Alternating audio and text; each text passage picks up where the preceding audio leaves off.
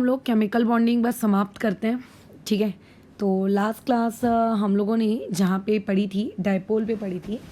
उसके बाद हम लोगों ने जो वीक फोर्सेस के टाइप्स होते हैं उस पर बातचीत की है। आज हम लोग बातचीत करेंगे रेजोनेंस वाले टॉपिक पर। तो सबसे पहले क्लास को शुरू करने से पहले मैं ये चीज़ बता दूँ कि रेजोनेंस हम लोग उतने डिटेल में नहीं पढ़ेंगे, ठीक है। केमिकल बॉन्डिंग है इस चैप्टर में। रेजोनेंस की मुझको या तुमको सिर्फ इतनी ही आवश्यकता है कि आप इस रेजोनेंस वाले कंसेप्ट से बॉन्ड ऑर्डर कैलकुलेट कर सको। हाँ, तुमने एकदम सही सुना कि जो बॉन्ड ऑर्डर है वो कैलकुलेट करेंगे हम। अब बॉन्ड ऑर्डर तो इससे पहले भी हमने कैलकुलेट करना सीखा है। What is new? तो देखो, आपने जो NB-NA/2 वाला जो मेथड यूज़ किया था उस मेथड से आप बॉन्ड ऑर्डर कैलकुलेट करते हो, या फिर आपके पास क्या कहते हैं क्या नाम था, ट्रिक्स थी, राइट। जो तुम्हें ट्रिक्स बताई गई थी आप उससे बॉन्ड ऑर्डर कैलकुलेट करते हो। जैसे 14 के लिए मैक्सिमम 13 होता है, इस प्रकार से, राइट। बट अगर आप लोगों के पास कोई डाई एटॉमिक मॉलिक्यूल हुआ तो, ठीक है, अगर आपके पास कोई डाई एटॉमिक मॉलिक्यूल हुआ तो बराबर है। अगर आपके पास डाई एटॉमिक मॉलिक्यूल नहीं है, जैसे अगर आपके पास सल्फेट है, मैं कहती हूँ आपके पास परक्लोरिक एसिड है, आपके पास नाइट्रिक एसिड है, और अगर आपको यहाँ पता लगाना है कि सेंट्रल एटम में और उसके आजू बाजू के जो बॉन्डेड एटम्स हैं उनके बीच में आपका बॉन्ड ऑर्डर क्या होगा, तो आप किस तरीके से पता लगाएंगे, ये हम लोगों का आज का टॉपिक है, ठीक है। तो शुरू करते हैं, जिसके लिए हम लोगों को रेजोनेंस का पता होना बहुत ही आवश्यक है। आपको अगर रेजोनेंस समझ में आएगी तो ही आप इसको कर पाओगे। ऐसा है क्या? नहीं, ऐसा बिल्कुल नहीं है। मैंने अगेन रिपीट कर देती हूँ, मेरा इंटेंशन तुम लोगों को रेजोनेंस पढ़ाना कतई नहीं है, ठीक है। रेजोनेंस हम बेशक पढ़ेंगे, ऑर्गेनिक केमिस्ट्री में पढ़ेंगे, डिटेल में पढ़ेंगे, रेजोनेटिंग स्ट्रक्चर बनाना सीखेंगे। बट अभी फ़िलहाल मुझे सिर्फ इतनी जानकारी तुम्हें देनी है जिस जानकारी से आप लोग क्या कर सको, इन्फॉर्मेशन निकाल सको कि अच्छा मैं बॉन्ड ऑर्डर कैसे कैलकुलेट करूँगा या मैं कैसे कैलकुलेट करूँगी।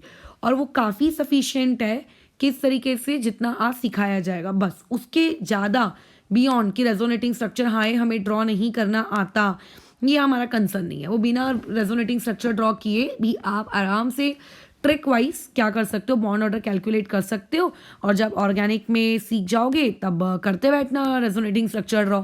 बट उससे पहले हमने जो लास्ट क्लास में डाइपोल के क्वेश्चंस शेयर किए थे, पहले वो अटेम्प्ट कर लेते हैं। तो देखो 58 क्वेश्चन नंबर तक तो सारे आंसर्स तुम्हारे पास हैं, उसमें मेरे डिस्कशन की कोई नीड नहीं बनती। हाँ, ये स्टार्टिंग वाला इसके आंसर की तुम्हारे पास नहीं है, इस चीज़ को हम लोग डिस्कस कर लेते हैं। तो पहला क्वेश्चन ये है कि विच हाइड्रोजन इज मोस्ट पोलर। तो आपका हाइड्रोजन जितने ज़्यादा इलेक्ट्रोनेगेटिव स्पीशीज़ के साथ लगा होगा वो उतना ज़्यादा पोलर होगा। तो अभी आपके जो 4 ऑप्शन है उनमें एक लिथियम सीशियम है और एक फ्लोरीन आयोडीन है। तो ऑब्वियसली हम लोग जानते हैं कि इन सभी में सबसे ज़्यादा इलेक्ट्रोनेगेटिविटी किसके पास होती है, आपके फ्लोरीन के पास होती है। अब क्योंकि सबसे ज़्यादा इलेक्ट्रोनेगेटिविटी तुम्हारे फ्लोरीन के पास होती है, सो देयरफॉर यहाँ पे आप अगर ये पूछोगे कि सबसे ज़्यादा पोलर आपको कहाँ पे कोई चीज़ दिखेगी, तो वो हो जाएगा आप लोगों का HF, ठीक है। तो इसका आंसर क्या आ जाना है? इसका आंसर आ जाना है तुम्हारा ऑप्शन नंबर 3। ये हो गया पहला। The most polar bond, same वही क्वेश्चन, एग्जैक्टली सेम, कुछ भी उसमें नया नहीं है, ठीक है। तो ये तो हमने टिक कर दिया कि ये आ गया आप लोगों का HF। The most polar bond is carbon hydrogen nitrogen hydrogen. देखो फॉन मतलब इलेक्ट्रोनेगेटिविटी में कार्बन है, नाइट्रोजन है, सल्फर है और फिर ऑक्सीजन है। सबसे ज़्यादा इलेक्ट्रोनेगेटिविटी आपकी किसकी होगी? ऑक्सीजन की। जितनी ज़्यादा इलेक्ट्रोनेगेटिविटी होगी उतना ज़्यादा इलेक्ट्रोनेगेटिविटी का डिफरेंस होगा, उतना ज़्यादा आपका बॉन्ड पोलर होगा। तो ऑब्वियस है कि सबसे ज़्यादा बॉन्ड पोलर किस में आएगा? इस ऑप्शन में आ जाएगा आप लोगों का सेकंड का 4th option. Which has a maximum dipole moment. तो देखिए डाइपोल मोमेंट का जो रिलेशनशिप था, वो रिलेशनशिप आपका जो थीटा है, मतलब जो कॉस थीटा है, under root of directly proportional था under root of cos theta के। अब थीटा का जो रिलेशनशिप होता है वो कॉस थीटा के साथ कैसा होता है? इन्वर्स का होता है। तो ऑब्वियस है कि डाइपोल मोमेंट का भी रिलेशनशिप कॉस थीटा के साथ कैसा होगा? इन्वर्स का। तो यहाँ पे जो भी ये एंगल है, बट ये एंगल मुझे नहीं पता कितना है, एक्यूट है। यहाँ पे एंगल ये आपका 90 डिग्री हो गया, ये एंगल आपका ऑब्ट्यूज होगा ग्रेटर देन 90 डिग्री, और यहाँ तो हो गया 180। तो अगर कोई पूछेगा कि मिनिमम कहाँ है, तो मिनिमम तो यहाँ होगा, बट यहाँ तो तुमसे मैक्सिमम पूछा, तो मैक्सिमम ऑब्वियसली किस में होगा, एक्यूट में होगा, है ना। सारी चीज़ें बताई गई थी, उसी के बेसिस पे सवाल दिए गए। किस मॉलिक्यूल के पास परमानेंट डाइपोल मोमेंट है, वो ये पूछ रहा है। तो देखो, जो परमानेंट डाइपोल मोमेंट उसके पास होगा जो मॉलिक्यूल पोलर होगा। अब पोलर वो मॉलिक्यूल होते हैं, ठीक है, पोलर वो मॉलिक्यूल होते हैं जो डाइपोल मोमेंट एग्जिस्ट करे। अब हमने इतना तो पढ़ा है जब लास्ट वीडियो हुआ था डाइपोल का, उसके आखिरी में, कि जो BF3 होता है, sp2 हाइब्रिडाइजेशन, ये लोग आपके क्या होते हैं, सिमेट्रिकल होते हैं, इनमें पूरे वेक्टर्स एक दूसरे को कैंसिल आउट कर देते हैं। सो देयरफॉर इनमें वो नॉन पोलर स्पीशीज़ है। ऐसा ही F4 ये भी नहीं है। अब बचता है PF3 और बचता है PF5। तो देखो, PF5 सिमेट्रिकल है, यहाँ पे आपके 3 फ्लोरीन, ऊपर में 1 फ्लोरीन और नीचे में 1 फ्लोरीन। ऊपर के फ्लोरीन का और नीचे के फ्लोरीन के वेक्टर्स एक दूसरे को कैंसिल कर देते हैं। इन दोनों वेक्टर का जो रिजल्टेंट होता है, वो रिजल्टेंट वाला इस तरफ को कैंसिल करता है। तो PF5 भी आपका सिमेट्रिकल है। तो सिर्फ और सिर्फ PF3 ही एक ऐसा बच गया, PF3 ही आप लोगों का एक ऐसा बच गया जिसमें परमानेंट डाइपोल मोमेंट होगा। बाकियों के इसमें तो आप लोगों का सीधा सीधा डाइपोल मोमेंट कितना हो रहा है, सीधा सीधा डाइपोल मोमेंट वहाँ पे कितना आता है, 0। खत्म कहानी, ठीक है। तो यहाँ पे आ गया PF3। Which of the following has least dipole moment, same वही है, सेम वही चीज़ है, बराबर सेम वही चीज़ है। अब देखो, सबसे पहले लॉजिक चलो, अगर NF3 और NH3 ऑप्शन में दिए जाएं, जो कि हमने लास्ट क्लास में डिस्कस भी किया था, तो ज़्यादा डाइपोल मोमेंट हम एक्सपेक्ट करते हैं NF3 का, बट होता है NH3 का। तो लीस्ट वाले ऑप्शन में NH3 तो देखो कहीं भी स्टैंड नहीं करता। अब आ जाते हैं जेनॉन में। जेनॉन कैसा है, आप लोगों का डबल बॉन्ड ऑक्सीजन के साथ जुड़ा हुआ है, ये ऐसे 6 और ये 7 8। क्या इसके पास कोई डाइपोल मोमेंट होगा, होगा, कुछ ना कुछ तो होगा ही होगा। इसकी हाइब्रिडाइजेशन क्या है, इसकी हाइब्रिडाइजेशन है sp3। चलो ठीक है, SO3 कैसा दिखेगा, 1, ये 2 और ये 3, ये इसका करेक्ट स्ट्रक्चर है। और क्या इसके पास कोई परमानेंट डाइपोल मोमेंट होगा, नहीं, क्योंकि ये सिमेट्रिकल है। तो इसके पास तो डाइपोल मोमेंट ही नहीं है, ये तो 0 है 0, ये तो 0 है 0। तो लीस्ट पूछा है ना, तो सीधा आंसर आ गया इसका SO3। ओके, नेक्स्ट 6 वाले में, among the following compound one that is polar and the central atom with sp3 hybridisation. देखो, पोलर नॉन पोलर ये सब पे बातचीत करते, एक नज़र में जो तुरंत निकल कर आ जाए वो क्वेश्चन निकालो। तो एक नज़र में जो आप तुरंत डिटेक्ट कर पा रहे हो वो ये कि SiF4 sp3 हाइब्रिडाइज है और उसके आजू बाजू के सेंट्रल एटम सेम है। तो देयरफॉर यहाँ पे तो डाइपोल मोमेंट ही नहीं है, तो ये नॉन पोलर है। ऑप्शन में तो पोलर पूछ रहा है। BF3 sp2 हाइब्रिडाइजेशन का है, तो वो भी ऑब्वियसली सारे एटम्स के बॉन्डेड वाले सेम है, तो ये भी आपका नॉन पोलर है, काट के फेंक दो। अब बचते हैं 2 ऑप्शन, आपका कार्बोनिक एसिड और ये बचता है HClO2। अब इसमें बात करते हैं किसकी, तो देखो लोगों को डाउट आता है फर्स्ट पे। देखिए, ये जो पूरा कंसेप्ट है ना, पोलर नॉन पोलर, ये कोवैलेंट स्पीशीज के लिए, ये आपकी आयोनिक है, it is a carbonic acid ना, H2H+ अलग हो जाएगा, CO3 2 नेगेटिव बन जाएगा। सो देयरफॉर ये ऑप्शन तो हो नहीं सकता, तो इकलौता ही ऑप्शन बचता है 4, जिसमें मुझे काम करने की भी नीड नहीं है। अगर मैं काम करूँ भी तो इसका स्ट्रक्चर देखो कैसा बनेगा, क्लोरीन, 1 ऑक्सीजन डबल बॉन्ड के साथ जुड़ा है। मैं करेक्ट स्ट्रक्चर नहीं बना रही हूँ, मैं रफ बना रही हूँ, करेक्ट आप बना लेना। 1 ऑक्सीजन, अब लोग क्या करते हैं, वो जो 1 हाइड्रोजन होता है वो क्लोरीन से लटका देते हैं। देखो, जब जब हाइड्रोजन को मौका मिलेगा कि वो ऑक्सीजन के साथ जाके जुड़ सके, तो वो हमेशा इस तरीके से ऑक्सीजन के साथ जुड़ेगा, कभी भी सेंट्रल एटम के साथ नहीं, ठीक है। तो ये कितने बॉन्ड बन गए, क्लोरीन ने कितने यूज़ कर लिए, 3, ये 4, ये 5, ये 6 और ये 7। तो अब आप चेक करें क्या ये sp3 हाइब्रिडाइजेशन है, बिल्कुल है।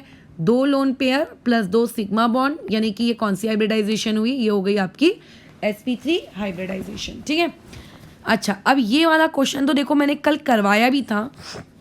इसमें सबसे पहले आपको NH3 और NF3 देखते बराबर दिमाग की बत्ती चलनी चाहिए सबसे छोटा होगा NF3 उन दोनों में। तो पहले तो एक ऑप्शन ऐसा ढूंढ लो जो इस ऑर्डर को वायलेट कर रहा है, तो काम करना यार बहुत आसान हो जाता है। तो पहले वाले ऑप्शन में देखो NF3 को NH3 से बड़ा बोला है, तो ये ऑप्शन ही गलत। BF3 की तो टेंशन ही मत लो, ठीक है, BF3 की तो टेंशन ही मत लो। बाकी कोई ऐसा ऑप्शन है क्या? हाँ, 2 भी एक ऐसा ऑप्शन है, तो उसको भी काट के फेंक दो। अब हमें सिर्फ ऑप्शन 3 और ऑप्शन 4 में बात करनी है। तो BF3 के बारे में तुम तो इतना जानते हो कि BF3 की हाइब्रिडाइजेशन होती है sp2, सिमेट्रिकल है, ट्राइगोनल प्लेनर है, मतलब सिमेट्रिकल इन द सेंस नीचे के जो 2 वेक्टर्स है उनका रिजल्टेंट उस ऊपर वाले वेक्टर को कैंसिल आउट करता है। तो इसमें तो सीधा सीधा डायपोल मोमेंट BF3 में इक्वल टू कितना होता है? 0। तो 0 से छोटा क्या होगा? तो BF3 को तो लीस्ट होना चाहिए। तो करेक्ट डायपोल मोमेंट का ऑर्डर कौन सा होगा? थर्ड वाला। ठीक है, करेक्ट डायपोल मोमेंट का ऑर्डर कौन सा होगा? थर्ड वाला। आगे बढ़ते हैं। अगेन वही बात कहानी, the correct order of dipole moment is, तो वही है, पहले NF3 NH3 जहाँ आए, देखो जिस चीज़ में आप श्योर हो उस चीज़ को सबसे पहले वर्कआउट किया करो। तो ऑब्वियसली यहाँ देखो, यहाँ घपला है, यहाँ NF3 को बड़ा बताया गया है, so rule out this option. यहाँ पे भी बड़ा बताया गया है, इसको भी छोड़ दो। 2 ही ऑप्शन बचते हैं, या तो 1 या तो 2। अब उसमें भी अपनी नज़र गड़ाओ। CH4 ये sp3 hybridisation, all bonded atoms are same, यानी कि सिमेट्रिकल है, इसकी तो डायपोल मोमेंट 0 होनी है। ठीक है, सीधा सीधा डायपोल मोमेंट 0 होनी है। इस ऑप्शन में तो CH4 को बीच में रख दिया गया है। NF3 छोटा होता है NH3 से, इसका कुछ 0 पॉइंट आता है, मैंने लिखवाया भी था नोट्स में। वो डेटा आपको याद नहीं रखना है, बट उसमें कुछ तो होता है, 0 तो नहीं होता। तो वो CH4 से छोटा कैसे हो सकता है? यानी कि ऑप्शन नंबर 2 आप लोगों का गलत है। The only option which is correct is आपका ऑप्शन नंबर 1। ठीक है, जो ऑप्शन आपका करेक्ट है वो क्या है? Option number 1। Next, carbon tetrachloride. Who is carbon tetrachloride? CCl4 is आपका carbon tetrachloride. Has no dipole moment, इसमें कोई डायपोल मोमेंट नहीं है। क्यों नहीं है? क्या साइज के कुछ से चलता है? इलेक्ट्रॉन एफिनिटी से कुछ होता है? बकवास। सिमेट्रिकल मतलब आप लोगों का मॉलिक्यूल कैसा है? इस तरीके से कि एक वेक्टर दूसरे वेक्टर को क्या कर रहा है? इजीली कैंसल आउट कर रहा है। ठीक है, तो ये कैसा है आप लोगों का? Regular tetrahedral. रेगुलर का मतलब क्या होता है? जहाँ पे सारे बॉन्ड एंगल बराबर है। ठीक है, जहाँ पे सारे बॉन्ड एंगल बराबर हो। जैसे अगर मैं कहूँगी ये एक रेगुलर हेक्सागोन है, तो रेगुलर हेक्सागोन का मतलब क्या होता है कि अगर A से लेके B तक का साइड 2 सेंटीमीटर है, तो B से C तक की भी 2 सेंटीमीटर होगी, C से D तक की भी 2 सेंटीमीटर होगी, D से E तक की भी 2 सेंटीमीटर होगी। इसका होता है। और अगर मान लेते हैं मैंने कोई एक ऐसा हेक्सागोन बना लिया, लो ये ऐसा कुछ पता नहीं है भी कि नहीं है, 6 साइड्स का, बट एक यहाँ पे कोई छोटा है एक बड़ा, तो इसको रेगुलर नहीं कहेंगे ना। अच्छा, कई लोगों को लगेगा मैडम प्लेनर वाला ऑप्शन क्यों नहीं? यार प्लेनर से क्या मतलब है? और वैसे भी टेट्राहेड्रल कोई प्लेनर नहीं होता, वो एक 3D फिगर है।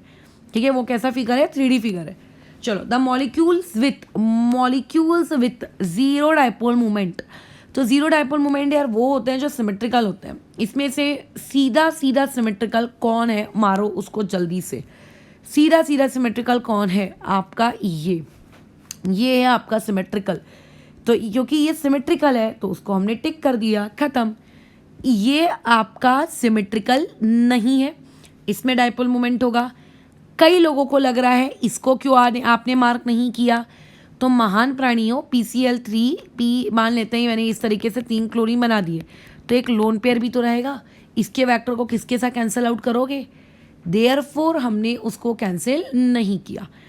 आखिरी सवाल, ये तो देखो सॉल्व करने लायक सवाल नहीं है, इसको तो मैं नहीं करने वाली सॉल्व। डायपोल मोमेंट आपको दिया हुआ है, ये आपका आ गया म्यू, और बॉन्ड डिस्टेंस यानी कि आपको ये दिया हुआ है ये D। What is the percentage of ionic character in HCl bond? तो देखो परसेंटेज ऑफ आयोनिक कैरेक्टर का हमने फॉर्मूला भी लिखा हुआ है। Percentage of ionic character equals to mu, कुछ था ना अजीबो गरीब सा formula, mu observe by mu theoretical, बस वही वाला फॉर्मूला आप यहाँ पे उपयोग में लाइए। अच्छा, अब इसमें एक इंसान को ये डाउट आता है, मैडम इसमें हम एक म्यू तो आपको दिया हुआ है, लो अब हम वो दूसरा म्यू कहाँ से उठा के लाए? तो तुम्हारे उस काइंड इन्फॉर्मेशन के लिए ये चीज़ बता दी जाती है कि इस टाइप का एक सवाल ऑलरेडी आपको करा के दिया गया है। कहाँ पर है? हाँ, ये देखो, ये म्यू एक्सपेरिमेंटल दिया था। देखो बस HCl की जगह मैंने HBr का एग्जांपल लिया और कुछ भी नहीं। तो आंसर मैं बता देती हूँ, ठीक है, ताकि तुम्हें पता रहे।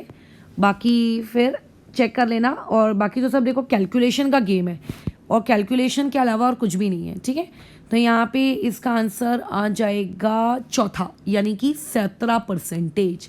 सोचो HCl, क्योंकि H प्लस और Cl माइनस से स्प्लिट होता है, तो 10 तक हमारा लॉजिक क्या चलता है, आयोनिक, बट रियलिटी में वो सिर्फ 17% आयोनिक है, बाकी का 83% उसके अंदर कौन सा कैरेक्टर है, कोवैलेंट।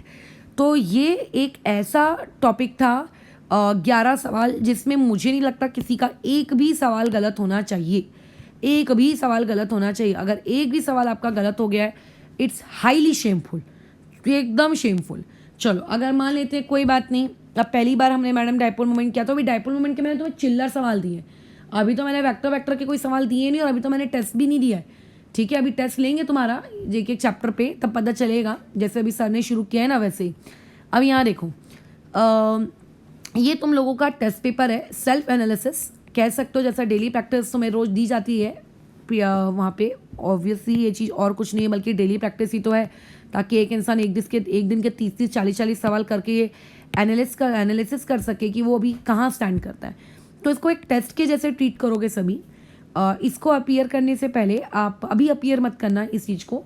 कल का दिन कौन सा है, आई थिंक टुमारो इज़, वैसे तो अभी रात के 1-1:30 बज रहे हैं, टुमारो तो ऑलरेडी लग चुका है ठीक है। इसको ना संडे की शाम को, संडे की इवनिंग को इसको अटेम्प्ट करना, संडे इवनिंग, क्योंकि संडे इवनिंग को जब आप अटेम्प्ट करोगे तब तक हमारा केमिकल बॉन्डिंग ख़त्म हो चुका होगा, ठीक है।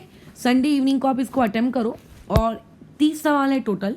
अगर मैं एक सवाल को 1 मिनट दूँ कायदे से, तो आई थिंक 30 मिनट्स तक ये चीज़ हो जानी चाहिए। अगर कोई मुझे ये पेपर अभी अटेम्प्ट करने को कहेगा, मुझे हार्डली इसको अटेम्प्ट करने में 10 से 12 मिनट भी नहीं लगेंगे, बल्कि शायद उससे भी कम लगे। तुम्हारा दिमाग ऐसा होना चाहिए, 30 मिनट्स भी नहीं लगते। एक इंसान जिसकी प्रैक्टिस हो जाती है ना, और ऐसा नहीं क्योंकि मैं पढ़ चुकी हूँ देयरफॉर मुझे इतना कम समय लग रहा है। जब मैं खुद 11th स्टैंडर्ड में थी तो भी मुझे इतना ही वक्त लगता था केमिस्ट्री में। हो सकता है तुम लोगों को फिजिक्स और मैथ्स में कम लगता हो, बट मुझे केमिस्ट्री में बहुत कम लगता था। मेरा जो स्ट्रॉन्ग पॉइंट था वो केमिस्ट्री और मैथ्स था, फिजिक्स नहीं था।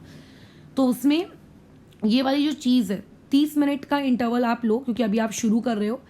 30 मिनट से टाइमर लगा के रखना, 30 मिनट के बाद सवाल को अटेम्प्ट मत करना, ठीक है। अच्छा, आंसर की जो मुझसे मांगेगा मैं उसको दूंगी, जो नहीं मांगेगा उसको मैं नहीं दूंगी, याद रखना।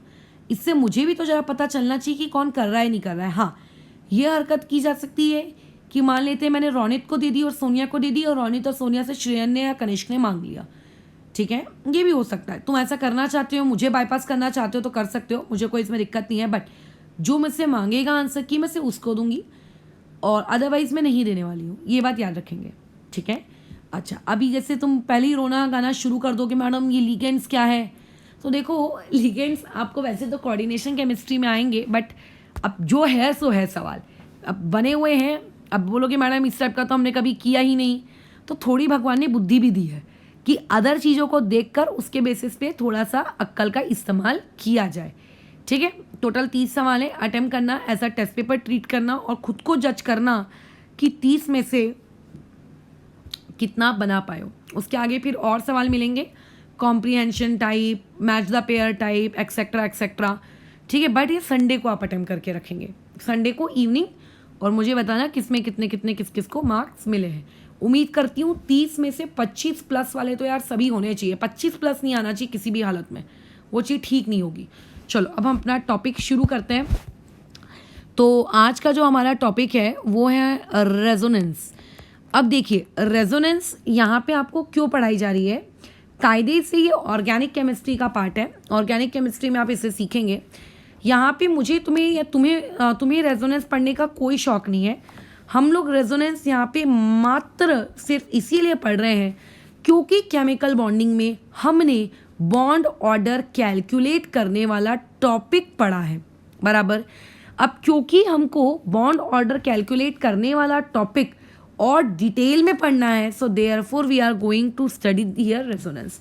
यानी कि अभी हम लोग जो रेजोनेंस पढ़ेंगे, उस रेजोनेंस से हम लोग मात्र क्या करने वाले हैं बताओ, उस रेजोनेंस से हम लोग सिर्फ मात्र क्या करेंगे, आप लोगों का बॉन्ड ऑर्डर कैलकुलेट करना सीखेंगे, और कुछ भी नहीं।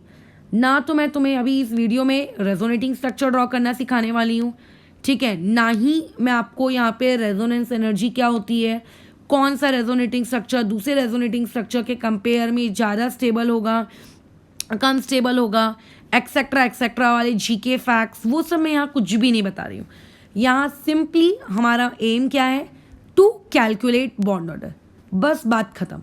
ठीक है, पूरी जानकारी रेजोनेंस से रिलेटेड आपको कहाँ मिलेगी, ऑर्गेनिक केमिस्ट्री में मिलेगी, तब आप इसको डिटेल में पढ़िएगा। इसीलिए मैंने कोई भी होमवर्क भी शेयर नहीं किया है रेजोनेटिंग स्ट्रक्चर से रिलेटेड, क्योंकि अगर मैं शेयर करूँगी तो मुझे सिखाना भी पड़ेगा, और मैं अभी सिखाना नहीं चाह रही हूँ आधी जानकारी, या फिर मैं ऐसा नहीं करना चाह रही हूँ कि एक अच्छा खासा 1 या 2 दिन का समय मैं रेजोनेंस वाले टॉपिक पे देना नहीं चाह रही, क्योंकि बाद में तो यार सिखाना ही है, और उस वक्त ऑर्गेनिक के फ्लो में सीखोगे वो ज़्यादा अच्छा लगेगा, फील भी अच्छी आएगी। अभी जितनी ज़रूरत है उतना आप सीखें टॉपिक के अनुसार, और बाद में जब तो रेजोनेंस आनी है, ऐसा हम नहीं कर सकते रेजोनेंस को बाईपास करके आगे कूद गए, क्योंकि बिना रेजोनेंस के कैसे काम करोगे। चलो कंटिन्यू करते हैं। अब सबसे पहले तुम्हें डाउट आना चाहिए, बॉन्ड ऑर्डर क्यों निकाल रहे हो? बॉन्ड ऑर्डर तो निकालना हम सीख चुके हैं, कहाँ सीखे? एमओटी, और कहाँ हमारी सबकी प्यारी molecular orbital theory, bond order equal to NB minus NA divided by 2, वहीं तो सीखे। और कहाँ सीखे? इवन एक ट्रिक भी सीखी है, वो 12, 11, 12, 13, 14 को 3 लो, 3 से ऊपर जा रहे हो तो 0.5 रिड्यूस करते जाओ, है ना। 3 से नीचे आ रहे हो तो 0.5, 14 से नीचे आ रहे हो, बढ़ रहे हो तो 0.5 रिड्यूस करते जाओ, राइट। हमें अभी रेजोनेंस के द्वारा बॉन्ड ऑर्डर कैलकुलेट करने की क्या नीड है, क्या ज़रूरत है, हम बॉन्ड ऑर्डर पढ़ भी क्यों रहे हैं, क्या आवश्यकता क्या है? ठीक है, देखो बात ऐसी है कि आपके कई स्ट्रक्चर्स केमिस्ट्री में ऐसे होते हैं जिनमें आप उनका स्ट्रक्चर तो बना लेते हो, जैसे कि आपने बनाया कार्बोनेट का स्ट्रक्चर, बहुत फेमस एग्जांपल है कार्बोनेट, ओजोन, सल्फेट, हम कार्बोनेट उठा लेते हैं उसमें से, ये कार्बोनेट का स्ट्रक्चर है, सॉरी ये कार्बोनेट का फॉर्मूला है, और ये कार्बोनेट का स्ट्रक्चर कुछ इस तरीके से। स्ट्रक्चर वगैरह बनाना तुम में से सभी इंसान को आता है, सो मैं अभी कोई ट्यूटोरियल नहीं दूंगी कि लो ये ऐसे स्ट्रक्चर बनाते हैं, ये कार्बोनेट का स्ट्रक्चर है। अब आप अगर इस एटम O को A स्टार मार्क कर दो, और आप ये बोलोगे कि हमेशा यही स्टार मार्क वाला ऑक्सीजन कार्बन के साथ डबल बॉन्ड बनाएगा, और बाकी के दोनों ऑक्सीजन, लेट से ये एक हैशटैग वाला, और बाकी मुझे और पता नहीं है हैशटैग के अलावा, ये लो @ वाला, ये @ वाले जो ऑक्सीजन है ये कार्बन के साथ सिंगल बॉन्ड बनाएंगे। ऐसा नहीं होता। रेजोनेंस ये कहती है कि जो पाई इलेक्ट्रॉन्स होते हैं, पाई इलेक्ट्रॉन्स का मतलब ये जो पाई बॉन्ड बनाने वाले इलेक्ट्रॉन्स होते हैं, ये वाले, ज़रूरी नहीं है कि यही हमेशा आप लोगों के वहाँ पे फिक्स हैं, वही रेजोनेंस करिए। रेजोनेंस घूमती है, रेजोनेंस में ये पाई इलेक्ट्रॉन क्या करते हैं ना, नारद मुनि की जैसे घूमते रहते हैं ना, ब्रह्मांड के चक्कर लगाते हैं एक देवता से दूसरी देवता के तरफ, वैसी ये भी घूमते रहते हैं पाई इलेक्ट्रॉन, एक एटम से दूसरे एटम, दूसरे एटम से तीसरे एटम, तीसरे एटम से चौथे एटम, घूमते रहते हैं जितने एटम्स सिस्टम में होंगे। तो अब क्या होता है, जो ये हैशटैग वाला ऑक्सीजन है ये कहता है कि मैं एक काम करता हूँ, अपने लोन पेयर से यहाँ पे पाई बॉन्ड क्रिएट करवाता हूँ, मैं अपने लोन पेयर से यहाँ पाई बॉन्ड क्रिएट कराता हूँ। अगर यहाँ पे मैंने पाई बॉन्ड क्रिएट करवा दिया, हैशटैग वाले ऑक्सीजन ने क्रिएट करवा दिया, तो इस तरीके का दिखेगा वो हैशटैग वाला ऑक्सीजन, है ना। और ये अपना @ वाले ऑक्सीजन को मैं ऐसे का ऐसे ही रख देती हूँ, ये मैं ऐसे का ऐसे ही रख देती हूँ, और ऊपर में कार्बन और ऑक्सीजन के बीच में क्या आ जाएगा, सिंगल बॉन्ड आ जाएगा। अच्छा, क्या तुम्हें ऐसा लगता है कि अभी भी वो स्टार वाला ऑक्सीजन अभी भी कार्बन के साथ डबल बॉन्ड बना के रखा होगा? नहीं, अब वो स्टार वाला ऑक्सीजन कार्बन के साथ डबल बॉन्ड नहीं बना सकता, क्योंकि अगर उसने बना के रखा तो कार्बन तो टोटल 5 बॉन्ड बना लेगा, बराबर है। ये तो पॉसिबल नहीं है, यानी कि अगर एक नया पाई बॉन्ड बना है तो पुराने पाई बॉन्ड को टूटना पड़ेगा, क्योंकि ओवरऑल आप लोगों को टोटल कार्बन की कोवैलेंसी कितनी दिखानी है, 4 दिखानी है। तो इसका मतलब अगर ये वाला ऑक्सीजन आप लोगों का क्या हो रहा है, इधर पाई बॉन्ड बना रहा है, तो ये वाला पाई बॉन्ड ऊपर चला जाएगा, तो उस बॉन्ड में जो पाई इलेक्ट्रॉन्स है वो भी ऊपर चलेगा। लो, यानी कि अब यहाँ पे आप लोगों का जो स्टार वाला ऑक्सीजन था, अब उसने क्या बना लिया है, सिंगल बॉन्ड बना लिया है। पहले सिंगल बॉन्ड कौन बनाया था, हैशटैग एंड @ अब सिंगल बॉन्ड किसने बनाया है, अब सिंगल बॉन्ड बना लिया है आप लोगों के क्या नाम है उसका, @ और स्टार। क्यों अब यहाँ पे आपका @ बोलेगा, क्यों, मेरे अंदर क्या कोई कांटे लगे? जब तुम दोनों डबल बॉन्ड क्रिएट कर सकते हो तो मेरे जो लोन पेयर से जाओ, मैं अपने लोन पेयर से भी यहाँ पे डबल बॉन्ड क्रिएट करूँगा।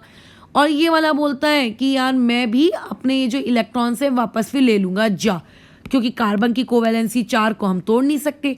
तो इससे तुमने क्या ऑब्जर्व किया? इससे तुमने ये ऑब्जर्व किया कि एक एक करके जितने भी एटम्स हैं वो सारे एटम्स में आप लोगों के जो पाई इलेक्ट्रॉन्स हैं वो पाई इलेक्ट्रॉन्स क्या कर रहे हैं? घूम रहे हैं। आपके जो पाई इलेक्ट्रॉन्स हैं वो क्या कर रहे हैं? घूम रहे हैं।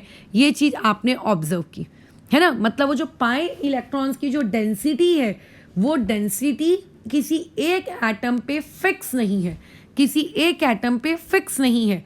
वो तीनों ऑक्सीजन एटम्स में बराबर बराबर बराबर बराबर वो क्या हो रहा है, अपनी टर्न वाइज वो क्या हो रहा है, उनमें घूम रहा है।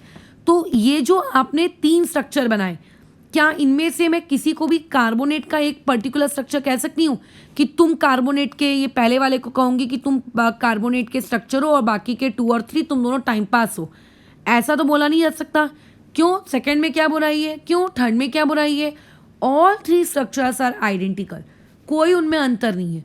ठीक है, so these 3 structures which are equivalent to each other are known as resonating structures। ठीक है, इन्हें हम लोग क्या कहेंगे? Resonating structures. मतलब किसी एक पर्टिकुलर कंपाउंड के कितने पॉसिबल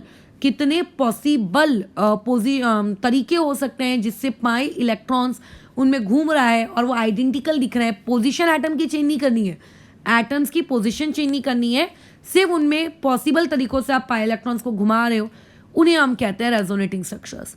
तो कार्बोनेट के कितने रेजोनेटिंग स्ट्रक्चर्स है? 3।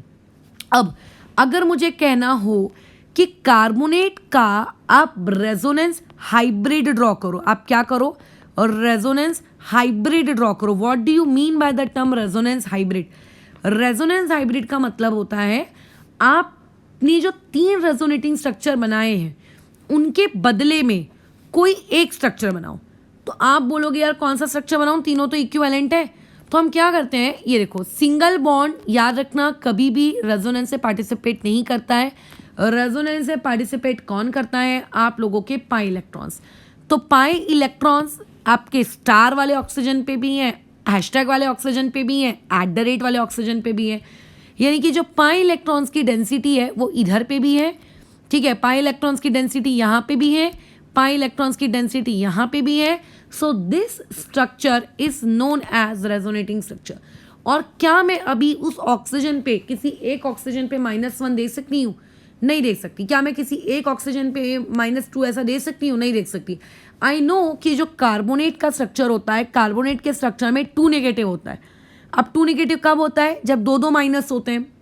जब 2 माइनस होते हैं तो मैं इनमें से किसी को भी ऐसे 2 माइनस दे दूं। अगर मैं 2 माइनस दे दूंगी तो वही रेजोनेटिंग स्ट्रक्चर्स बन जाएंगे ये लोग। तो इसीलिए रेजोनेंस हाइब्रिड में हम क्या करते हैं, तीनों ऑक्सीजन सेम है और तीनों ऑक्सीजन पे हम कितना कितना देते हैं? 3 ऑक्सीजन पे हम दे देते हैं -2/3, -2/3, -2/3, सच दैट तुम तीनों -2/3 को ऐड करोगे तो टोटल आपको -2 का ही मिलेगा। So this structure is known as resonance hybrid. तो रेजोनेंस हाइब्रिड कुछ नहीं है, जो आपने रेजोनेटिंग स्ट्रक्चर बनाया है उसका एक इक्विवेलेंट स्ट्रक्चर है, उन तीनों के बदले में कोई एक स्ट्रक्चर। जैसे कि आपने बेंजीन को देखो, आप में से कई लोग ना बेंजीन को ना ऐसा बनाते हैं, ऐसा, ये लो ऐसा। अब कोई बोलेगा क्यों बेंजीन में ऐसा ही क्यों बनाना? बेंजीन में ऐसी भी तो बना सकता हूँ, ये इधर, ये इधर, ये इधर। क्या बुराई है? कोई बुराई नहीं है। तो ये जो दोनों के दोनों है ना, ये उसी बेंजीन के रेजोनेटिंग स्ट्रक्चर है। इसी बेंजीन के क्या है? रेजोनेटिंग स्ट्रक्चर है ना। कभी पाई इलेक्ट्रॉन 1-2 के बीच में भी हो सकता है, 3-4 के बीच में भी हो सकता है, 5-6 के बीच में भी हो सकता है अकॉर्डिंग टू स्ट्रक्चर नंबर 1। लेकिन according to structure number 2 pi electrons जो है 1 और 6 के बीच में भी हो सकते हैं, है ना। और आपके 5 और 4 के बीच में भी हो सकते हैं। मतलब दोनों पोजिशन, सारी पोजिशन से पाई इलेक्ट्रॉन है। तो हम क्या करते हैं, आपकी ये रिंग लेते हैं, रिंग में क्योंकि पाई इलेक्ट्रॉन हर कार्बन पे जा रहा है, ऐसा नहीं है ना किसी कार्बन को उसने बाईपास कर दिया है, तो ऐसा dot dot dot dot dot dot dot dot dot dot dot dot dot dot dot dot ये। So this structure is known as resonance hybrid. उस दिन मुझसे रोनित ने पूछा था कि ये बेंजीन रिंग में बीच में गोला क्यों है, तो इसीलिए बेंजीन रिंग में बीच में गोला है क्योंकि वो गोला इस बात को रिप्रेजेंट करता है कि वो जो पाई इलेक्ट्रॉन्स की डेंसिटी है वो क्या है, आप लोगों की पूरी तरीके से गोल गोल घूम रही है। ठीक है, अब हम लोग ज़्यादा बातचीत नहीं करेंगे रेजोनेटिंग स्ट्रक्चर्स को लेकर, क्योंकि ये ज़्यादा बातचीत आप कब करिएगा, जब आप लोगों को एक्चुअल में रेजोनेंस सिखाई जाएगी। ठीक है, एक्चुअल में। हाँ, एक दो एग्जाम्पल ले लेते हैं बस, उसके बाद हम इस चीज़ को ओवर करेंगे, फिर आगे कैलकुलेशन पार्ट में आएंगे। आपको नाइट्रेट आयन दिया है NO3 नेगेटिव। अब नाइट्रेट आयन के आपको जितने पॉसिबल रेजोनेटिंग स्ट्रक्चर्स होते हैं आप बनाओ। तो तू सबसे पहले एक तो बना ले, बाकी के बाद में बनाना। अब डाउट आएगा मैम रेजोनेटिंग स्ट्रक्चर बनाना है कि रेजोनेंस हाइब्रिड? जो तुम्हें सिखाया गया है ना वो रेजोनेटिंग स्ट्रक्चर ही सिखाया गया है, तो चुपचाप वो बना लो। क्या बनाते हो अभी तक, क्या बनाते आ रहे हो नियम कायदे के अनुसार? N डबल बॉन्ड O, ठीक है ना। एक मिनट, ठीक है, N डबल बॉन्ड O, यहाँ पे O नेगेटिव, यहाँ पे आप लोगों का यहाँ पे डबल बॉन्ड O, ये हो गया। ठीक है, ये हो गया। करेक्ट है कि इनकरेक्ट है, जज करिए, क्योंकि स्ट्रक्चर्स बनाना तो आपने सीख लिया है। अब अगर मेरे पर ही जजमेंट छोड़ दोगे तो सही नहीं होगा। खुद जज करो जो मैंने बनाया है वो सही है कि गलत है। कि कई लोगों को ऐसा लग रहा है कि ये चीज़ ऐसी आनी चाहिए, मतलब ये जो डबल बॉन्ड मैंने यहाँ दिया है, ये जो डबल बॉन्ड हमने यहाँ दिए हैं, ठीक है, तो यहाँ पे डबल बॉन्ड ना देकर इस चीज़ को क्या दे देना चाहिए, आपने दे देना चाहिए O नेगेटिव। एग्जैक्टली यहाँ पे आएगा O नेगेटिव। ठीक है, उसको देख लेना अब ऐसा क्यों आता होगा, उसको पूरा काम करना वो तुम्हारी जिम्मेदारी है। चलो आगे बढ़ो। क्या होगा इसका रेजोनेटिंग स्ट्रक्चर, ड्रॉ कर लो। या तो हो सकता है कभी ये वाला डबल बॉन्ड बना ले, ऊपर वाला फिर O नेगेटिव हो जाए। मैं लोन पेयर वगैरह शो नहीं कर रही हूँ, यहाँ पे ये O नेगेटिव। उसके बाद एक पॉसिबल क्या हो सकता है, ऊपर वाला O नेगेटिव है, कोई बात नहीं, और ये वाला जो आपका है इस वाले ने अभी डबल बॉन्ड बना लिया है और ये O नेगेटिव है। ये हो गए पॉसिबल स्ट्रक्चर्स, खत्म कहानी।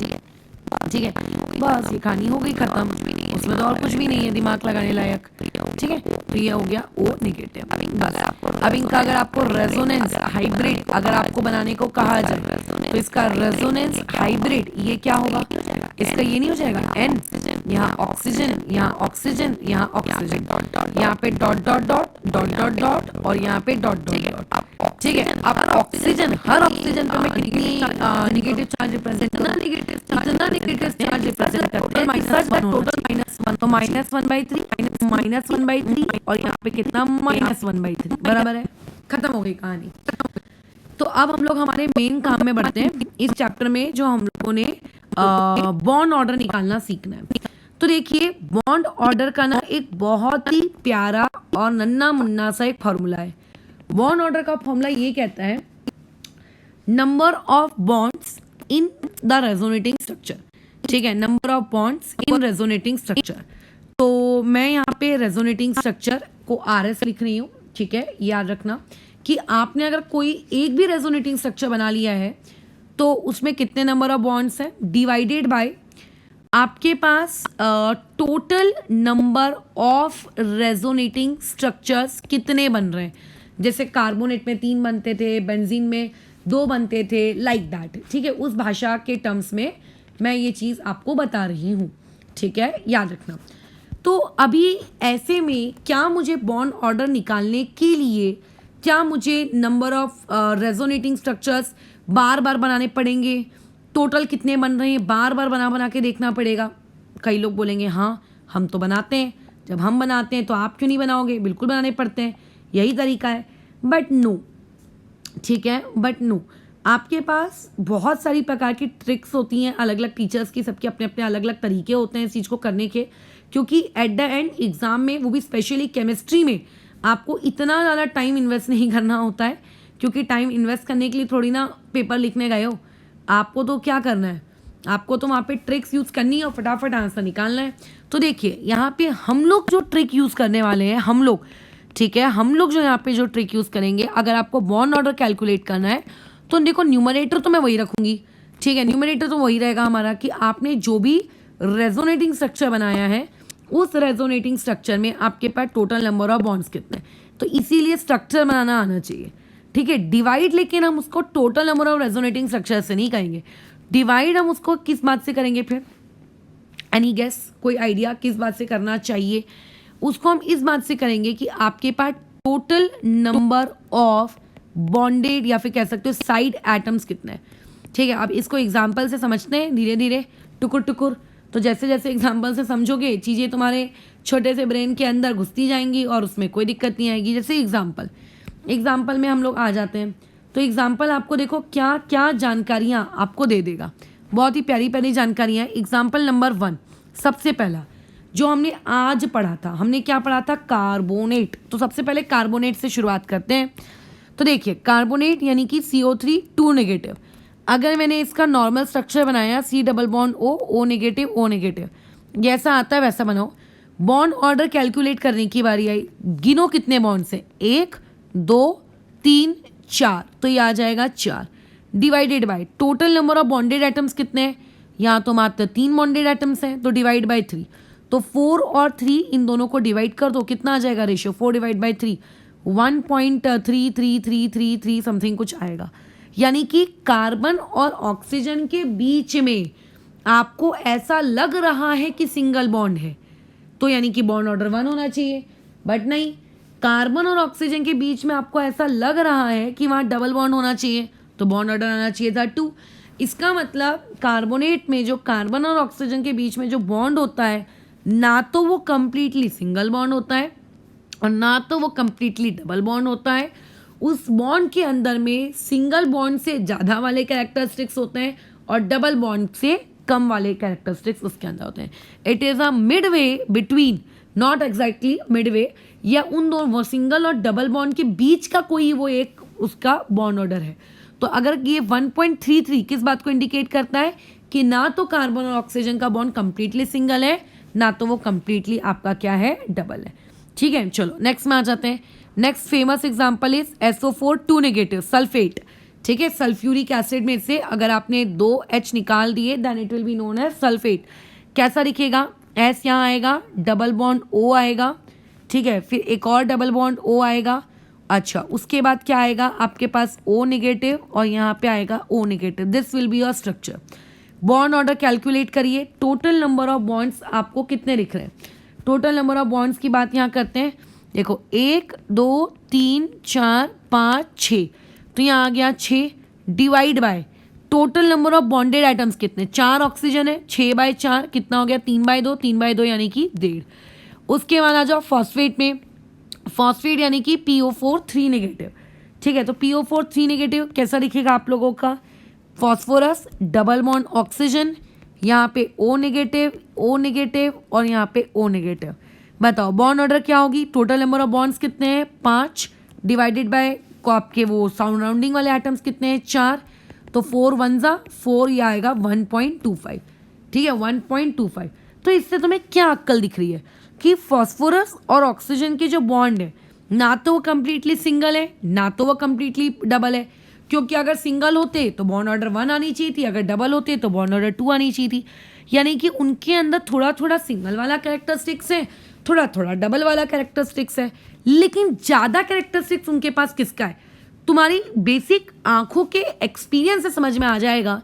फॉस्फोरस के पास 4 ऑक्सीजन थे, अगर उनमें से एक समय पे एक डबल बनाता है तो बाकी के 3 कौन में क्या बनाते हैं, सिंगल। मतलब कबड्डी मैच चल रहा है और उसमें रेशियो चल रहा है डबल वर्सेस सिंगल का, क्या 1:3। तो यानी कि किसका पल्ला भारी है, सिंगल का पल्ला भारी है। इसीलिए जब हमने बॉन्ड ऑर्डर निकाला तो बॉन्ड ऑर्डर 1.25 आया, मतलब उसके अंदर सिंगल बॉन्ड वाले कैरेक्टरिस्टिक ज़्यादा होंगे और डबल बॉन्ड वाले कैरेक्टरिस्टिक कम होंगे। नेक्स्ट एग्जाम्पल में आ जाओ, आपको इसका बॉन्ड ऑर्डर कैलकुलेट करने को बोला गया HClO4। तो ये एक एसिड है, साफ साफ समझ में आ रहा है। सबसे पहले तो आप इसको उसके आयन वाले फॉर्म में स्प्लिट कर दो, H निकाल दो। H अगर निकाल दोगे तो H पॉजिटिव और दूसरा क्या आ जाएगा ClO4 नेगेटिव, क्योंकि एक H निकला है इसीलिए माइनस में आया 1। अभी ClO4 नेगेटिव का स्ट्रक्चर बनाओ, क्या हो जाएगा, Cl सराउंडिंग एटम्स में आपके जो 3 ऑक्सीजन है वो इस तरीके से डबल बॉन्ड में रहे होंगे और एक आपका इस तरीके से नेगेटिव रहा होगा। तो यहाँ पे बॉन्ड ऑर्डर कितनी हो जाएगी, बॉन्ड ऑर्डर कुछ इतनी हो जानी है 1 2 3 4 5 6, तो ये हो गया 6 और वहाँ पे एक 7 डिवाइडेड बाय 4, तो ये 7/4 तुम कर लेना जितना भी डिवीजन हो। ठीक है, चलो कर ही लेते हैं। 4 1 जा 4, 3 आपका कैरी गया, 4 7 जा 28 और 2 कैरी हो गया तो ये 5। अब देखो, अब वही सेम बातचीत, कबड्डी वाला मैच चल रहा है और कबड्डी वाले मैच में 3 आपके पास Cl के हैं और आपके पास एक सिंगल वाला ऑक्सीजन का है। तो इस बार डबल का पल्ला भारी है, इसीलिए बॉन्ड ऑर्डर देखो 1.75 है, मतलब अप्रॉक्सीमेटली नियर अबाउट आप लोगों का किसके, डबल बॉन्ड वाले के। तो this was the basic trick by which you can calculate the bond order without exactly drawing the resonating structure. मेरे पास वक्त नहीं है इतना पेपर में कि मैं फालतू का रेजोनेटिंग स्ट्रक्चर ड्रॉ करती बैठूं। तो बिना रेजोनेटिंग स्ट्रक्चर ड्रॉ किए भी आप किस तरीके से बॉन्ड ऑर्डर कैलकुलेट कर सकते हो, ये उसका तरीका है, राइट। अब जैसे मान लेते किसी ने पूछ लिया आपको कैलकुलेट करना है SO3 2 नेगेटिव, कैसे बनाओगे बॉन्ड ऑर्डर। देखो क्या करो, बॉन्ड ऑर्डर इक्वल टू, पहले तो डायग्राम बना लो। S यहाँ पे डबल बॉन्ड O, यहाँ पे सिंगल बॉन्ड O नेगेटिव, यहाँ पे single bond O negative. Total number of bonds कितने हैं, 4 ना, सराउंडिंग एटम्स कितने, 3। So bond order will be somewhat 1.33। Don't you think ये आ गया आप लोगों का बॉन्ड ऑर्डर, खत्म हो गई कहानी, ठीक है, खत्म हो गई कहानी। अच्छा, अब कल को तुमसे क्वेश्चन पूछा जा सकता है, आपको दे दीजिए कार्बन मोनोऑक्साइड, आपको दे देगा कार्बोनेट और आपको दे देगा CO2 और बोलेगा कि आप इसको अरेंज करो, ठीक है, अरेंज करो बॉन्ड ऑर्डर के हिसाब से। तो कैसे अरेंज करोगे, देखो कार्बन मोनोऑक्साइड यानी कि CO ये एक डाई एटॉमिक स्पीशीज है जिसका बॉन्ड ऑर्डर बहुत ही इजीली कैलकुलेट किया जा सकता है, किसके द्वारा, MOT डाई एटॉमिक स्पीशीज का बॉन्ड ऑर्डर कैलकुलेट करती है। कार्बन में कितने इलेक्ट्रॉन, 6, ऑक्सीजन में 8, 6 और 8 14 इलेक्ट्रॉन। और MOT के ट्रिक में हमने ये पढ़ा है कि 14 इलेक्ट्रॉन वाली स्पीशीज का जो बॉन्ड ऑर्डर होता है वो कितना होता है, 3। तो यहाँ पे कार्बन मोनोऑक्साइड का बॉन्ड ऑर्डर कितना है, 3। अभी अभी ऊपर ही हम लोगों ने CO3 2 नेगेटिव कार्बोनेट का बॉन्ड ऑर्डर कितना निकाला था, वो निकाला था 1.33 के आसपास। अब बचता है कार्बन डाइऑक्साइड, इसका मुझे कैलकुलेट करना है। तो कार्बन डाइऑक्साइड का स्ट्रक्चर ये देखो कुछ इस तरीके से, निकालो बॉन्ड ऑर्डर, निकालो कितना हो जाएगा, total number of bond 4 divide by आपके आजू बाजू के आइटम्स कितने, 2, तो बॉन्ड ऑर्डर विल बी 2। अब आप इसको अरेंज कर लो किसके हिसाब से, सबसे कम कौन है, सबसे ज़्यादा कौन है। तो इसका जो करेक्ट आंसर आप लोगों के पास आ जाना है वो कैसा आ जाना है कि सबसे ज़्यादा किसका होगा, CO का, उससे कम किसका होगा, CO2 का, और उससे कम किसका होगा, CO3 2 नेगेटिव का, ठीक है, उससे कम किसका होगा आप लोगों के CO3 2 नेगेटिव का। तो ऐसे बहुत सारे देखो क्वेश्चंस क्रिएट किए जा सकते हैं जिनकी मदद से आप फटाफट बॉन्ड ऑर्डर कैलकुलेट कर सकते हो। तो मुझे ही लगता बॉन्ड ऑर्डर कैलकुलेट करना कोई इतना कठिन काम है जिसको करने में बहुत ज़्यादा ताकत लग रही है। अदरवाइज सबसे ज़्यादा दिक्कत किसी भी एक स्टूडेंट को इसी बात पर आती है कि अरे यार रेजोनेटिंग स्ट्रक्चर ड्रॉ करने पड़ेंगे। रेजोनेटिंग स्ट्रक्चर ड्रॉ करने में ना हालत टाइट हो जाती है, मन नहीं करता करने का, मेरा भी नहीं करता, बिल्कुल मन नहीं करता। चलो आगे बढ़ते हैं, आपको नेक्स्ट वाले का करवाते हैं। आपको दिया है HClO4, एक आपको ये वाला दी हुई है, ठीक है, इसका बॉन्ड ऑर्डर कैलकुलेट करना है और दूसरा इसके साथ आपको कंपेयर करने को मैंने कहा HClO3 का। तो देखिए आप सबसे पहले तो इनका H निकाल के इनका नेगेटिव आयन क्रिएट कर लीजिए। ये हमने कर लिया इनका नेगेटिव आयन, यहाँ आ जाएगा ClO3 नेगेटिव। अभी अभी इसका मैंने ऊपर निकाला है तो इसको मैं वापस से नहीं निकालूंगी, मुझे याद भी है 1.75। इसका निकाल लेते हैं। इसका स्ट्रक्चर कैसा दिखेगा, इधर में आ गया आपका Cl, यहाँ पे आ गया, अच्छा 3 ऑक्सीजन है और एक पे नेगेटिव है, तो 2 ने ज़रूर डबल बॉन्ड O बना लिए होंगे और एक वाले का इस तरीके से नेगेटिव होगा, बराबर एक वाले का इस तरीके से नेगेटिव होगा। तो यहाँ पे बॉन्ड ऑर्डर कितनी हो गई, यहाँ पे बॉन्ड ऑर्डर आपकी हो गई आजू बाजू टोटल नंबर ऑफ आपके क्या कहते हैं एटम्स, बॉन्ड्स कितने, 5 डिवाइडेड बाय आपके ऑक्सीजन कितने, 3, तो 5/3 कितना होगा, 3 1 जा और 2 क्या लीजिएगा, 1.6 के आसपास कुछ आएगा, ठीक है, 1.6 के आसपास कुछ आएगा। तो ये रहा आप लोगों का बॉन्ड ऑर्डर, ठीक है। अच्छा, इसमें अब एक इंसान तुम्हें ये भी पूछ सकता है कि अगर आप लोगों के पास HClO2 होता तो बॉन्ड ऑर्डर क्या होता। तो पहले इसका नेगेटिव आयन क्रिएट कर लो, ClO2 नेगेटिव कैसा दिखेगा, देखो क्लोरीन का एक डबल बॉन्ड और ऑक्सीजन के साथ एक ऐसा सिंगल बॉन्ड और उसी ऑक्सीजन पे नेगेटिव चार्ज। आपको यहाँ पूरा स्ट्रक्चर अगर ड्रॉ करना भी है तो आप कर सकते हो, अदरवाइज लोन पेयर का कोई महत्व नहीं है आपके इस पूरे स्ट्रक्चर में, सिर्फ हमें आपके टोटल नंबर ऑफ बॉन्ड्स चाहिए। तो टोटल नंबर ऑफ बॉन्ड्स कितने हैं आपके 3, और आपके सराउंडिंग एटम्स कितने 2, तो यहाँ पे आप लोगों का जो बॉन्ड ऑर्डर आ जाएगा वो कितना आ जाएगा 1.5। तो इस तरीके से कोई भी एसिड दे सकता है और किसी भी एसिड्स में आपको पूछ सकता है उसके बॉन्ड ऑर्डर को कंपेयर करने के लिए। अब जैसे एक ये हो गया ASO4 3 नेगेटिव, और दूसरा आ गया आपके पास ASO3 3 नेगेटिव। अब बताओ किसका बॉन्ड ऑर्डर ज़्यादा है? क्या तुम इसको MOT के हिसाब से अरेंज कर सकते हो? नहीं कर सकते। फिर अभी कैसे क्या? AS मतलब आर्सेनिक, तो देखिए इसका स्ट्रक्चर कैसा दिखेगा, ये एक डबल बॉन्ड O और बाकी के जो 3 है उन पे नेगेटिव चार्ज। मुझे कैसे पता उन तीनों पे नेगेटिव चार्ज? अरे 3 माइनस है ना, तो ऑब्वियसली तीनों ऑक्सीजन पे नेगेटिव होगा। यहाँ पे ASO3 3 ऑक्सीजन है और तीनों ऑक्सीजन पे एक एक नेगेटिव दोगे, है ना, ये ऐसे एक एक नेगेटिव, और एक जो बच गया वहाँ लोन पेयर होगा। हमें लोन पेयर से मतलब नहीं है। बॉन्ड ऑर्डर यहाँ पे टोटल बॉन्ड कितने हैं 5 डिवाइडेड बाय सराउंडिंग एटम 4, तो 5/4 समथिंग 1.25 के आसपास होगा। यहाँ पे बॉन्ड ऑर्डर कितना होगा आपके, बॉन्ड्स कितने बने 3 और सराउंडिंग एटम भी कितने 3, so bond order will be कितना 1। ठीक है, बॉन्ड ऑर्डर विल बी कितना 1, बॉन्ड ऑर्डर कितना होगा 1 होगा। इसी के बेसिस पे अगर आपको पूछा जाए कि बोरिक एसिड दिया है, कौन दिया है बोरिक एसिड, बोरिक एसिड में बॉन्ड ऑर्डर बताओ। बोरिक एसिड इज H3BO3, तो इसमें से आप तीनों H निकाल दो तो ये क्या हो जाना है आपका BO3 3 नेगेटिव। अब ये क्या हो गया, इधर B, इधर में 3 ऑक्सीजन और तीनों ऑक्सीजन पे एक एक निगेटिव चार्ज। हाँ, ऐसा मत कर देना कि किसी एक ही ऑक्सीजन पे 3 निगेटिव चार्ज रख देते हैं, ऐसा नहीं होता। ठीक है, ऐसा नहीं होता। अच्छा, अब यहाँ बॉन्ड ऑर्डर कितना हो जाएगा, टोटल नंबर ऑफ बॉन्ड्स भी 3 और आपके सराउंडिंग एटम्स भी 3, सो टोटल बराबर आपका 1।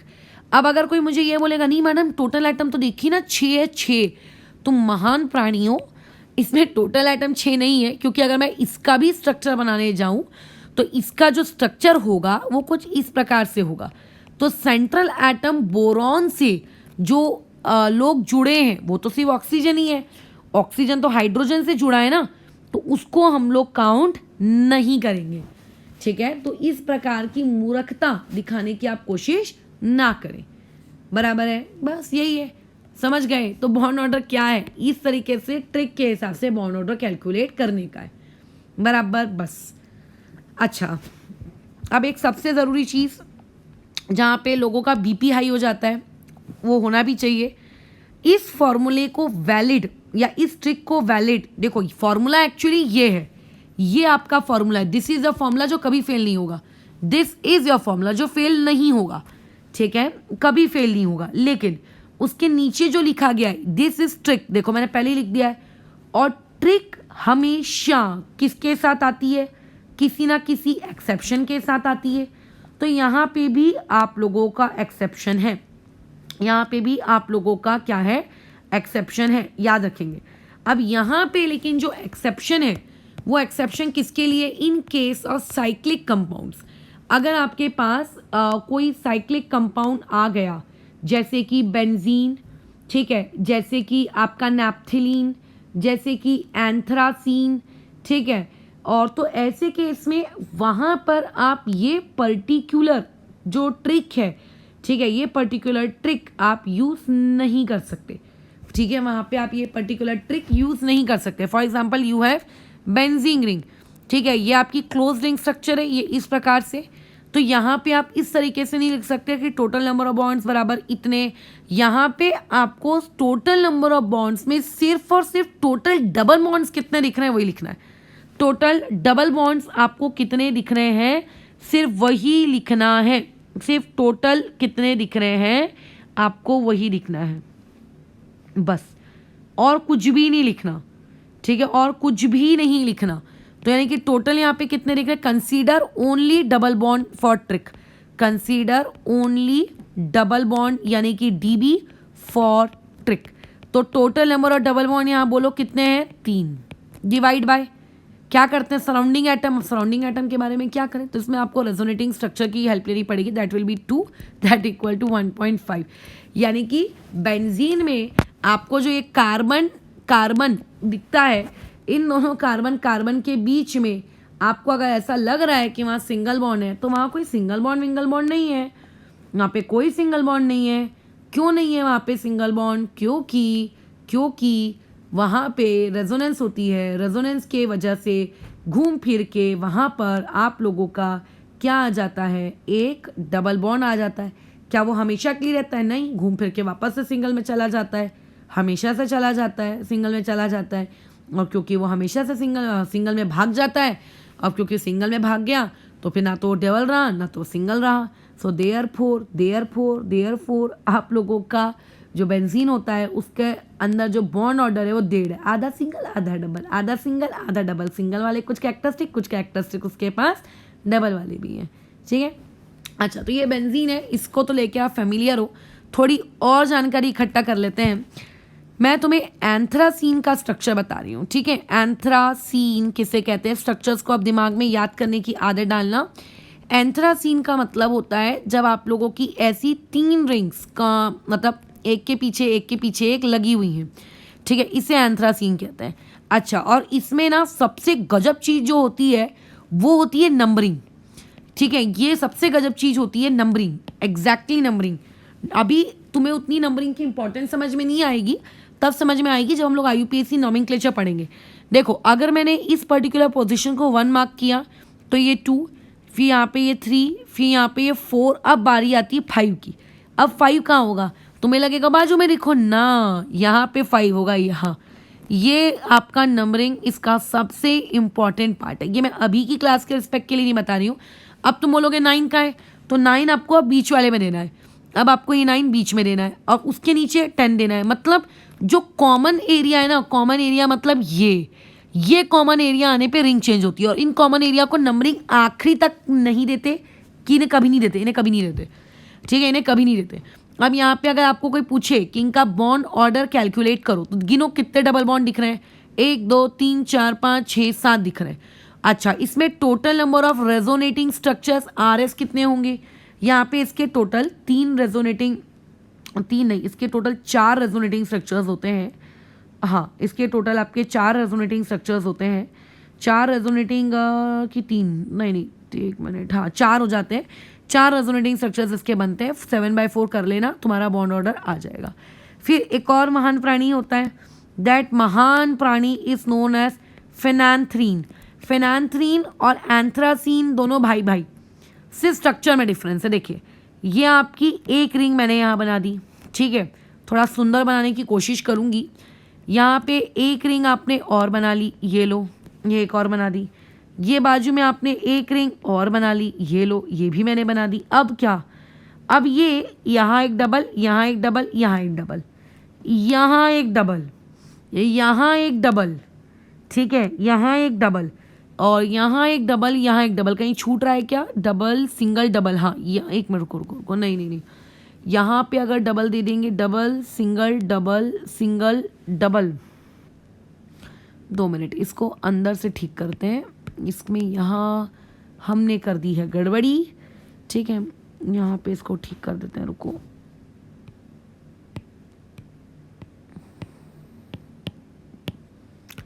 हाय रे, मेरा घर ही टूट गया है तो आधा वापस से बनाना पड़ेगा।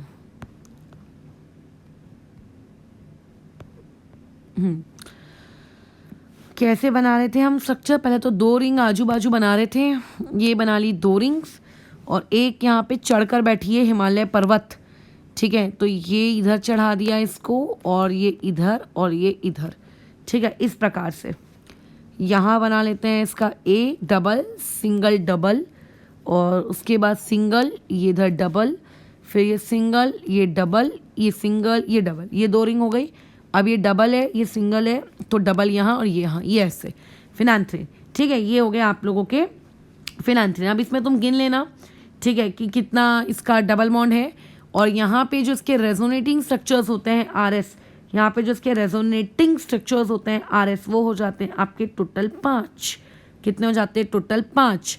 तो जो भी नंबर ऑफ बॉन्ड्स आएंगे उसको डिवाइड कर लेना। फिर एक और है नैप्थलीन। नैप्थलीन का स्ट्रक्चर आपको आइडिया होना चाहिए।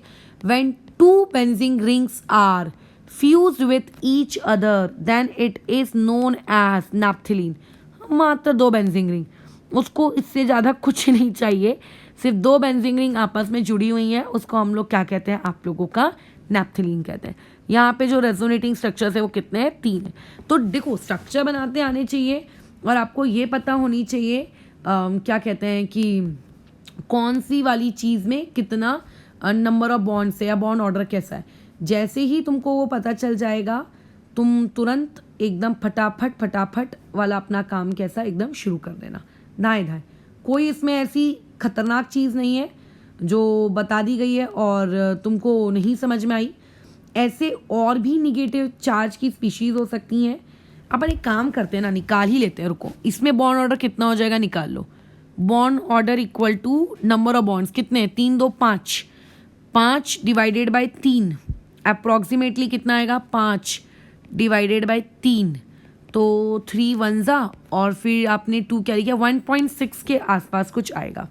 ठीक है, किसके आसपास आ जाएगा, 1.6 के आसपास ये कुछ रहेगा। तो वैसे ही अब बाकी जगह भी तुम निकाल लोगे। अच्छा, अब आगे आ जाते हैं और आगे देखो जो नेक्स्ट चीज़ है वो ये है कि कुछ क्वेश्चंस तुम्हें दिए जा रहे हैं, उन क्वेश्चंस में आपको बॉन्ड ऑर्डर कैलकुलेट करनी है। कुछ क्वेश्चंस तुम्हें दिए जा रहे हैं, उन क्वेश्चंस में आपको बॉन्ड ऑर्डर कैलकुलेट करनी है और देखना कि तुम्हारे द्वारा कैलकुलेट की हुई बॉन्ड ऑर्डर बराबर है कि नहीं। पहला ओजोन का कैलकुलेट करना है। मैं अगले इसमें आंसर बता दूंगी इन सारे, ताकि तुम्हें पता रहे कि तुमने जो निकाला है वो सही है कि गलत। SO2 में निकालनी है, SO3 में निकालनी है। जो मैं करवा चुकी हूँ वो मैं रिपीट नहीं दे रही हूँ, ठीक है। और उसके बाद IO6 5 नेगेटिव में निकालनी है और उसके बाद XeO6 4 नेगेटिव में निकालनी है और आपको XeO3 में कैलकुलेट करनी है। ये वो स्पीशीज़ हैं जिनमें बॉन्ड ऑर्डर कैलकुलेट करके रखना। जब हम लोग नेक्स्ट क्लास लेंगे आपकी, प्रोबेबली वो नेक्स्ट क्लास होगी ऑक्सी एसिड्स पर, तो उस दौरान मैं ये वाला तो है जो बॉन्ड ऑर्डर के आंसर्स बता दूंगी। छोटे छोटे हैं और कुछ भी नहीं है इसमें। ओजोन का स्ट्रक्चर याद रखना, उसमें कोई गड़बड़ी ना करे, ठीक है। तो इसको अभी फिर ओवर करते हैं।